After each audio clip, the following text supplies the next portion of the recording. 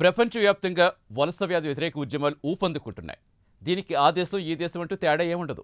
ప్రపంచంలో పలు దేశాల్లో యుద్ధాల కారణంగా ప్రాణాలు కాపాడుకునేందుకు ఇతర దేశాలకు వలస వెళుతూ ఉంటారు. కొంతమంది మెరుగైన జీవితం కోసం సంపన్న దేశాలకు వెళుతూ ఉంటారు. ఇక తాజాగా బ్రిటన్లో ఉత్తర బెల్ఫాస్ట్లో కూడా వలసవాదులకు వ్యతిరేకంగా ఉవ్వెత్తున నిరసన వ్యక్తమవుతున్నాయి. దీనికి America vice president JD Vance అగ్నికార్జ్యం పోస్తున్నాడు. మరి నార్త్ బెల్ఫాస్ట్లో అల్లర్ల కారణమేంటో ఈ కథనంలో చూద్దాం.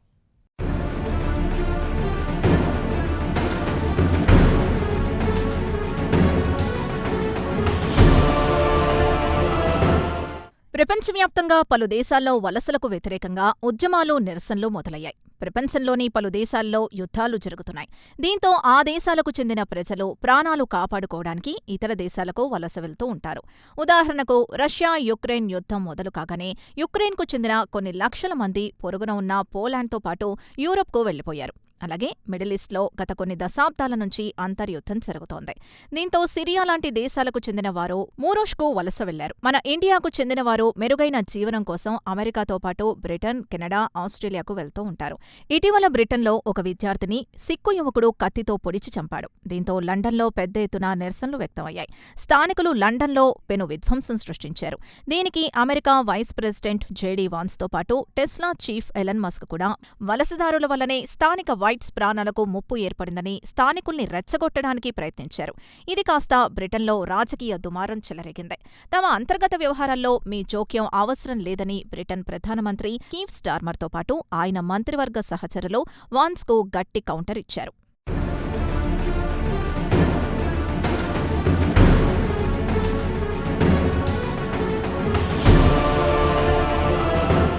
అదే బ్రిటన్లోని ఉత్తర బెల్ఫాస్ట్లో దారుణం జరిగింది. సుడాన్కు చెందిన ఓ వ్యక్తి ఉత్తర బెల్ఫాస్ట్లో కత్తితో ఇష్టం వచ్చినట్లు దాడులు చేయడం ప్రారంభించాడు. ఈ దాడిలో ఒక వ్యక్తికి తీవ్ర గాయాలయ్యాయి.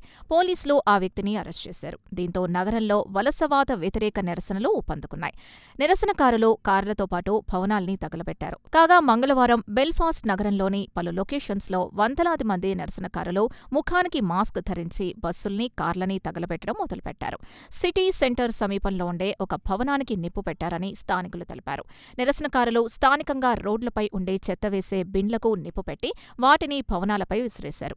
దీంతో పాటు పెట్రో బాంబులు విసిరారు. పశ్చిమ బెల్ఫాస్ట్కు 25 కిలోమీటర్ల దూరంలోని ఆంట్రిమ్లో పెద్ద ఎత్తున నిరసనకారులు గుమిగూడారు.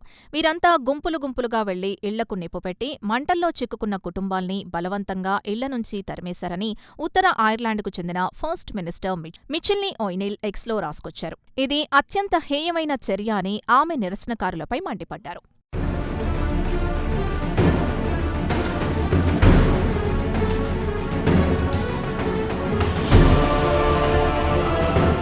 సోమవారం రాత్రి ఉత్తర బెల్ఫాస్ట్లో జరిగిన కత్తిపోటు దాడికి సంబంధించిన అనుమానితుడిపై మంగళవారం రాత్రి హత్యాయత్నం, బహిరంగ ప్రదేశంలో పదునైన ఆయుధాన్ని కలిగి ఉండడం మరియు చంపుతానని బెదిరించడం వంటి కేసులు నమోదు చేశారు.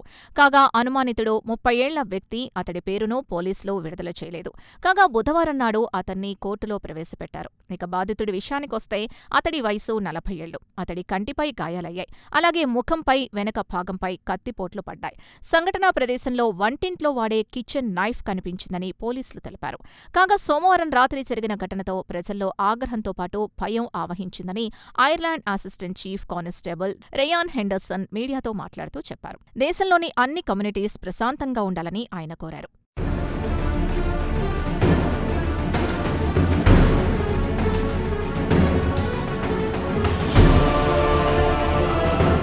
అయితే ఉత్తర బెల్ఫాస్ట్లో కత్తిపోట్లకు సంబంధించిన ఫుటేజ్ని బట్టి చూస్తే పోలీసులు రావడానికి ముందే దాడి చేసిన సుడాన్ జాతీయుణ్ణి పట్టుకోవడానికి పలువురు ప్రజలు ప్రయత్నించారు. కాగా సీనియర్ పోలీసులు అధికారులు ఓ వ్యక్తి ప్రాణాన్ని కాపాడినందుకు ప్రజల్ని అభినందించారు. ఇదిలా ఉండగా బ్రిటన్ ప్రధానమంత్రి కీర్ స్టార్మర్ కూడా ఎక్స్లో ఈ ఘటనకు సంబంధించి ఘాటుగా స్పందించారు.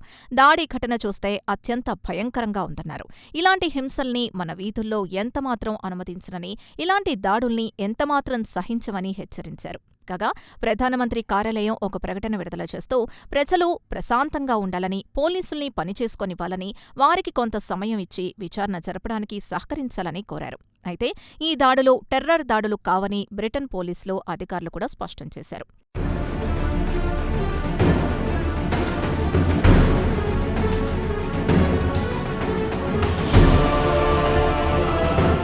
అయితే ఇక్కడ అసలు విషయం ఏంటంటే, ఇటీవలే బ్రిటన్లో ఒక టీనేజ్ యువకుణ్ణి స్థానిక సిక్కు యువకుడు కత్తితో పొడిచి చంపాడు.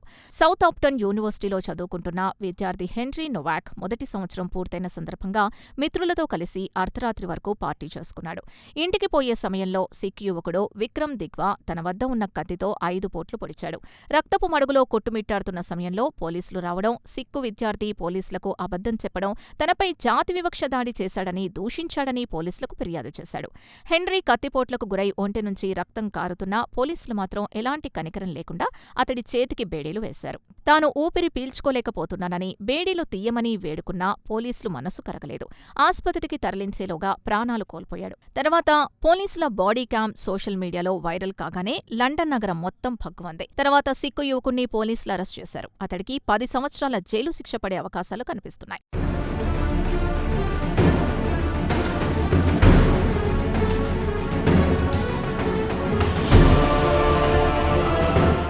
అయితే హత్య చేసిన సిక్కు యువకుడు కూడా బ్రిటిష్ పౌరుడే. అతడి తల్లిదండ్రులు ఇండియా నుంచి వలసొచ్చిన సిక్కులు. దీంతో బ్రిటన్ పౌరులతో పాటు రాజకీయ నాయకులు, America vice president JD Vance కూడా ఘాటుగా స్పందించారు. వెంటనే దేశం నుంచి వలసదారుల్ని పంపించేయాలని ఆయన బ్రిటన్ ప్రభుత్వాన్ని కోరారు. ఇక ఎలన్ మస్క్ కూడా బ్రిటన్ పోలీస్ తీరును తప్పుపట్టారు. వెంటనే పోలీసుల్ని ప్రాసిక్యూట్ చేయాలని, తాను డబ్బిస్తానని హెన్రీ తల్లిదండ్రులకు హామీ ఇచ్చారు.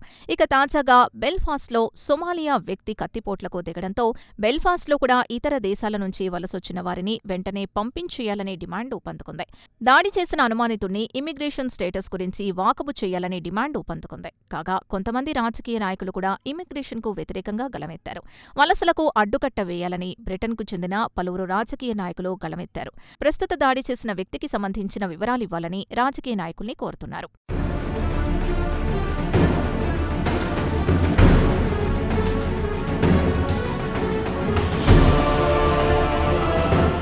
ఇక ఉత్తర ఐర్లాండ్కు చెందిన పోలీసు ఉన్నతాధికారులు మాత్రం అతడికి బ్రిటన్ ప్రభుత్వం 5 సంవత్సరాల వీసా ఇచ్చిందని, సెప్టెంబర్ 2023 నుంచి బ్రిటన్లో ఉంటున్నాడని తెలిపారు. అనుమానిత వ్యక్తి సుడాన్ నుంచి పారిస్, అటు నుంచి డబ్లిన్కు వచ్చాడని, బెల్ఫాస్ట్లో శరణార్థి హోదా ఇవ్వాలని పేపర్స్ ఫైల్స్ చేశాడని చెబుతున్నారు. అలాగే అతడితో జాతీయ భద్రతకు ఎలాంటి ముప్పు లేదని నేషనల్ సెక్యూరిటీ డేటాబేస్ను బట్టి తెలుస్తోందని పోలీసులు చెబుతున్నారు. కానీ America vice president JD Vance లాంటి ఎక్స్లో ఈ కేసుకు సంబంధించి రెచ్చగొట్టే కమెంట్లు పెడుతున్నారు. వలసదారుల్ని వెంటనే దేశం నుంచి తరిమేయాలని ఆయన కూడా బ్రిటన్ ప్రభుత్వంపై ఒత్తిడి పెంచుతున్నారు. మరోవైపు బ్రిటన్ ప్రధానమంత్రి మాత్రం ఈ జోక్యం అవసరం లేదని గట్టిగా కౌంటర్ ఇస్తున్నారు. ఇక జేడీ వాన్స్ లాంటి వారు అమెరికాలో ఇండియన్స్ను టార్గెట్ చేసుకుని వారిని ఇక్కడి నుంచి పంపించేయాలనుకుంటున్నాడు. మరి 2028 ప్రెసిడెంట్ రేస్లో రిపబ్లికన్ పార్టీ అభ్యర్థిగా పోటీ చేస్తానంటున్నాడు. ఒకవేళ జేడీ ప్రెసిడెంట్ అయితే కేవలం ఇండియన్స్నే కాదు, ఇతర దేశాల నుంచి వలసొచ్చిన వారిని మెడపట్టి గెంటేస్తాడేమో అన్న అనుమానాలు కలగక మానవు.